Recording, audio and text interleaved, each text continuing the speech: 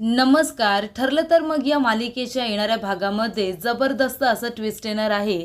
तर अर्जुन पुन्हा एकदा सायलीची बाजू घेऊन अस्मिताला आणि पूर्णाजीला खडे बोल सुनावणार आहे.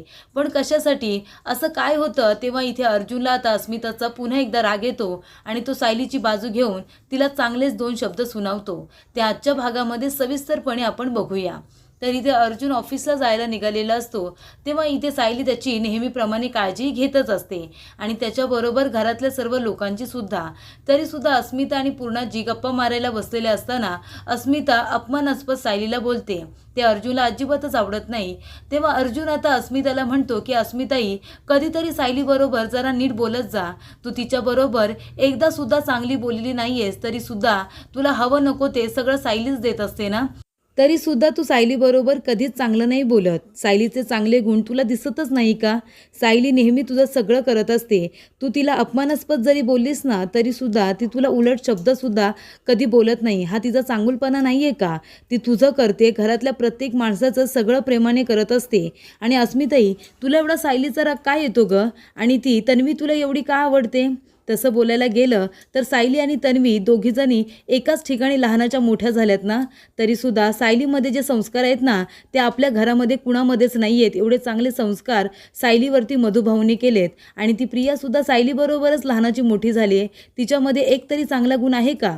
आणि प्रिया ही प्रतिमा आत्याची आणि सिनियरची मुलगी आहे, पण त्यांचा एक तरी गुण आहे का त्या तन्वीमध्ये? मग तुला ती एवढी का आवडते? आणि तसं जर बोलायला गेलं ना, तर एवढं वर्ष जेव्हापासून तन्वी हरवली होती, तेव्हापासून त्या आश्रमामध्ये दोघीजणी सोबतच लहानाच्या मोठ्या झाल्यात. जसं इथे आल्यानंतर आपल्याला कळलं की तन्वीचे आईवडील हे सिनियर आणि आपली प्रतिमा आत्या आहेत, तसं सायलीचे सुद्धा आईवडील कुठे ना कुठेतरी असतीलच ना. सायलीसुद्धा लहानपणीच मधुभावना भेटली जशी तन्वी भेटली होती. मग तू तिचा तिरस्कार का करतेस? कारण ती आश्रमामध्ये लहानाची मोठी झाली म्हणून का? आणि तन्वीसुद्धा लहानाची मोठी मग आश्रमामध्येच झाली, मग तिचा तुला का राग येत नाही? कारण ती सिनियरची आणि प्रतिमा आत्याची मुलगी आहे म्हणून. तेव्हा इकडे अर्जुन म्हणत असतो की सायलीचे सुद्धा आईवडील कुठे ना कुठेतरी असतील. ती सुद्धा एका मोठ्या घरातली मुलगी असेल आणि नंतर तुला ते कळलं तर तू काय करणार आहेस? तेव्हा इथे अर्जुन म्हणत असतो की तू नेहमी सायलीला वाटेल तसं बोलत असतेस, तिला अपमानास्पद बोलत असतेस, हे मला आवडत नाही. कारण सायली जेव्हापासून लग्न करून या घरामध्ये आली आहे, तिने आपलं घर नेहमी बांधून ठेवलेलं आहे. सगळ्यांची काळजी करत असते, सगळ्यांचं सगळं करत असते. आणि तन्वीने काय केलं आहे? तन्वीने नेहमीच हे घर तोडण्याचं काम केलं आहे, कळते ना अस्मिताताई? आणि अस्मिताई, नेहमी तू त्या तन्वीला सपोर्टच केला आहेस. तेव्हा इथे अस्मिता म्हणत असते, अर्जुन आता मी काय केलं आहे? तू माझ्यावरती का घसरतोयस? तेव्हा अर्जुन म्हणतो, अस्मिताई तुला आठवण करून देऊ का तू काय काय केलेस ते? तेव्हा इथे अस्मिता म्हणते, काय केलं मी? तेव्हा अर्जुन म्हणतो की तू आणि तन्वीने दोघींनी मिळून पूर्णाजीचा हार लपवून ठेवला होतात आणि त्याचा आळ तुम्ही सायलीवरती आणलात. नंतरला एक हार तुम्ही सायलीच्या बॅगमध्ये लपवून ठेवला होतात. बरं झालं त्या हाराकडे माझं लक्ष होतं, म्हणून तो मी सायलीच्या बॅगमध्ये काढून तन्वीच्या बॅगमध्ये काढला होता. तेव्हासुद्धा मी तुम्हाला दोघींना तोंडावरती पाडलं होतं.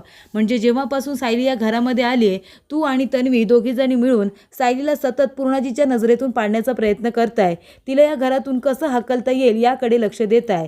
तेव्हा इथे अर्जुन म्हणत असतो की पूर्णाजी, या घरामध्ये सगळ्यांना नियम सारखेच आहेत ना, मग सायलीला नियम सारखे का नाही आहेत? आणि त्या तन्वीला नियम सारखे का नाही आहेत? म्हणजे सायलीची जरा चूक झाली तर तू तिला वाटेल तसं बोलत असतेस, तिला शिक्षासुद्धा तू देतेस. आणि मग तन्वी एवढी चुकीचं वागते, मग तू तिच्या चुकांना पाठीशी का घालतेस? तेव्हा पूर्णाजी म्हणते की अर्जुन, मी तिच्या कुठल्या चुका पाठीशी घातल्यात? तेव्हा अर्जुन म्हणत असतो की पूर्णाजी, जेव्हा तन्वीने पहिल्यांदा सायलीला त्रास देण्याचा प्रयत्न केला, तिच्यावरती खोटा चोरीचा आळ घेण्याचा प्रयत्न केला, तेव्हा तू तिच्या थोबाडीत का नाही मारलीस? का तिच्या चुकांना तू पाठीशी घातलंस? तेव्हा इथे आता अर्जुन अस्मिताला सुद्धा खडे बोल सुनावतो. तो म्हणतो की अस्मिताई, तू तन्वीबरोबर मिळून जो काही हा प्लॅन करतेस ना सायलीला घरातून बाहेर काढण्यासाठी, जे काही खोटे नाटे कारणं सांगून तू तिला भेटायला जातेस ना, तुला असं वाटत असेल की मला काही माहिती नाही आहे, पण मला सगळं काही माहिती आहे, पण मी फक्त बोलत नाही. आणि सायलीला सुद्धा माहिती आहे की तू तिचा किती राग करतेस, तरीसुद्धा तुला एक सुद्धा शब्द ती उलट बोलत नाही. उलट तुला काय हवं नको ते स्वतःहून विचारते आणि करते सुद्धा. तू तिला कामामध्ये एका तरी मदत करतेस का? तरी तिच्या तोंडातून एक शब्दसुद्धा तुला येत नाही. हा तिचा चांगुलपणा नाही आहे का? ती सुद्धा त्याच आश्रमामध्ये लहानाची मोठी झाली जिथे तन्वी झाली. तरीसुद्धा तन्वीमध्ये आणि सायलीमध्ये किती फरक आहे, किती डिफरन्स आहे हे कळतंय का तुला? तेव्हा अर्जुन म्हणतो की यापुढे मी माझ्या बायकोचा अपमान कधीच सहन नाही करून घेणार, कारण ती या घरामध्ये सगळ्यांचं सगळं प्रेमाने करत असते. कधीच ती उलटसुलट बोलत नाही, हे घर तोडण्याचा प्रयत्न करत नाही. मला तरी तुमच्यापासून वेगळं करण्याचा प्रयत्न करते का? उलट जर मी एक शब्द तुम्हाला जर उलट बोललो तर तिला राग येतो आणि ती मला स्वतःहून माफी मागायला सांगते. तेव्हा इथे अर्जुन म्हणतो की तन्वी, तुम्हाला एवढी चांगली वाटते ना, तुम्हाला माहिती आहे का तन्वीने काल रात्री काय केलंय ते? तेव्हा पूर्णाजी म्हणते काय केलं तन्वीने? तेव्हा अर्जुन आता आपल्या मोबाईलमधला व्हिडिओ आता पूर्णाजीला आणि अस्मिताला दाखवतो. तेव्हा रात्री जे काही घडलेलं असतं ते सगळं आता अर्जुन पूर्णाजीला सांगतो की रात्री आम्ही सगळेजण सिनियरच्या घरी गेलो होतो कारण तिथे तन्वी नव्हती. तेव्हा इथे पूर्णाजी म्हणते नक्की काय झालं अर्जुन? तेव्हा अर्जुन म्हणतो की हा व्हिडिओ बघा. त्या व्हिडिओमध्ये आता प्रिया अर्जुनला म्हणालेली असते की अर्जुन, मी तुला आणि सायलीला वेगळं करण्याचा प्रयत्न करते.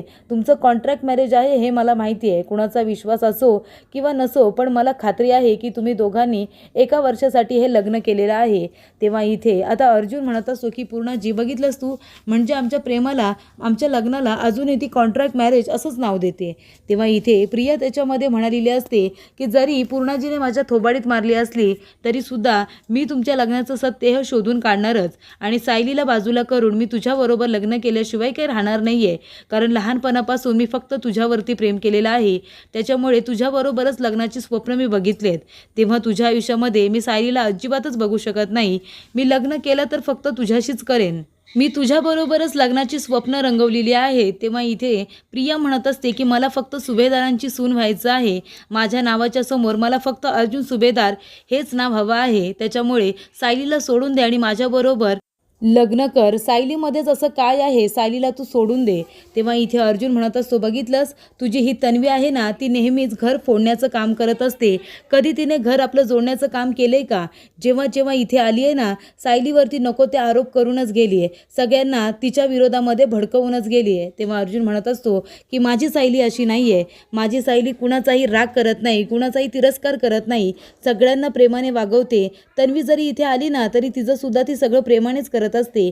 पण याची ओळख कुणालाच नाहीये. सायली साधी आहे. सायली कुणाला उलट बोलत नाही, म्हणून तुम्ही सगळेजणच तिला बोलत असता. आतापर्यंत या घरामध्ये येऊन सायलीने फक्त सगळ्यांसाठी चांगल्याचा विचार केलेला आहे. तन्वीसारखी घर फोडलेले नाही आहेत तिने. तेव्हा इथे अर्जुन म्हणत असतो आणि पूर्णाजी एक गोष्ट मला सांग, जेव्हा सायली एखादी गोष्ट करत असते किंवा तिची पूजा करण्याची पद्धत असू दे, देवावरची श्रद्धा असू दे, कुठला पदार्थ बनवणं असू दे, तुला सतत प्रतिमा आत्याची आठवण येत असते ना? म्हणजे तुला सायलीमध्ये प्रतिमा आत्याचे सगळे गुण दिसतात. मग आता प्रतिमा आत्या आणि सिनियरची मुलगी तन्वी आहे, मग तन्वीमध्ये तुला एक सुद्धा गुण का दिसत नाही? म्हणजे कुणाची तरी ती मुलगी आहे, प्रतिमा आत्या आणि सिनियरची तन्वी मुलगी आहे, म्हणून तिला काय आपलं घर फोडण्याचा अधिकार दिलाय का? अजिबात नाही पूर्णाजी. ती प्रतिमा आत्याची मुलगी आहे म्हणून तिला आपलं घर फोडण्याचा अधिकार अजिबातच नाहीये. ती जर चुकली तर तू तिला शिक्षा दिली पाहिजे. तिला सुद्धा तू खडे बोल सुनावलेच पाहिजे. सायलीमध्ये काय वाईट गुण आहेत ग पूर्णाजी? सायलीमध्ये एक तरी वाईट गुण आहे तो मला सांग बरं तू. तसे तन्वीमध्ये सगळे गुण वाईटच आहेत. तिचं असं म्हणणं आहे की तिच्याबरोबर मी लग्न नाही केलं, पण जेव्हापासून ती हरवली होती तेव्हा ती 6 वर्षांची होती आणि तेव्हा तन्वी हरवली होती. मग तेव्हाचं जे वय असतं ते काय प्रेमाचं असतं का? ती म्हणते लहानपणापासून तिने फक्त माझ्यावरतीच प्रेम केलंय. आम्ही वेगवेगळ्या ठिकाणी लहानाचे मोठे झालो ना, आणि जर तन्वीला आपल्या सगळ्यांची एवढी आठवण होती त्यावेळेला, मग तिने आपली नावं सांगून ती घरी परत का नाही आली? तेव्हा इथे अर्जुन म्हणत असतो की पूर्णाजी, तन्वीची ती सगळी नाटकं आहेत. मला आणि सायलीला वेगळं करण्यासाठी तिने हा रचलेला कट आहे. नाहीतर एवढ्या लहान मुलीला कसं कळतं की आपलं कुणावरती प्रेम आहे ते? तेव्हा इथे अर्जुन म्हणत असतो की एवढ्या वर्षांमध्ये तिने कधी मला साधं भेटावंसं तिला वाटलं नाही आणि आता अचानक तिचं प्रेम माझ्यासाठी खूपच जास्त उतू चाललंय. तेव्हा इथे पूर्णाजी आणि अस्मिता तर दोघीजणी गप्प बसलेले असतात. अर्जुन म्हणतो, अस्मिताई, तू जर यापुढे त्या तन्वीला मदत करून जर सायलीला या घरातून बाहेर काढण्यासाठी जर प्रयत्न केलेस, काही प्लॅन केलेत ना तुम्ही, तर मी तुला सुद्धा या घरामध्ये येणं बंद करेन. मी आता तुला स्पष्टपणे सांगतोय. नाहीतर मग तू इथे येऊन राहा, पण मी सायलीला घेऊन इथून निघून जाईन जर माझ्या बायकोवरती पुन्हा कसले खोटे नाटे आरोप झाले तर. तेव्हा इथे अर्जुनने आता पूर्णाजीला प्रियाचा व्हिडिओ दाखवलेला असतो। त्याच्यामध्ये प्रियाने मरणाच्या गोष्टी केलेल्या असतात। अर्जुनवरती तिचं किती प्रेम आहे हे सांगितलेलं असतं आणि जर अर्जुनने सायलीला नाही सोडलं तर ती स्वतःचा जीव देईल असं ती म्हणालेली असते आणि ही गोष्ट खूपच जास्त वाईट असते। तेव्हा इथे आता पूर्णाजीचे डोळे हे उघडलेले असतात।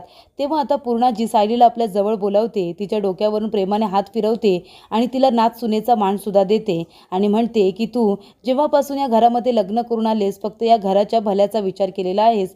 मला माफ कर, मी आतापर्यंत तुझ्याबरोबर जे काही वागले ते तन्वीच्या प्रेमापोटी वागत होते, पण आता मला कळून चुकले की अर्जुनची निवड खूपच जास्त छान आहे आणि तूच आमच्या सुभेदार घराण्याला सून म्हणून शोभतेस। तेव्हा इथे पूर्णाजीने आता सगळे नाचुनेचे अधिकार सायलीला दिलेले असतात आणि इथे ज्या काही चाव्या असतात त्यासुद्धा आता सायलीच्या हातामध्ये दिलेल्या असतात आणि आता कल्पनाच्या नंतर तुलाच हे घर सांभाळायचं आहे, कारण तू या सुभेदारांची सून आहेस, नातसून आहेस असं पूर्णाजी म्हणते आणि अर्जुनला आणि सायलीला आता प्रेमाने आशीर्वाद देते। तर इथे अर्जुनमुळे सायलीला आता नातसुनेचा मानसुद्धा पूर्णाजीने लगेचच दिलेला असतो। त्यामुळे इथे अर्जुन सायली आता दोघंजण आशीर्वाद घेतात। तेव्हा सायली खूपच जास्त खुश होते आणि तिला आता अर्जुनचा खूपच जास्त अभिमानसुद्धा वाटत असतो।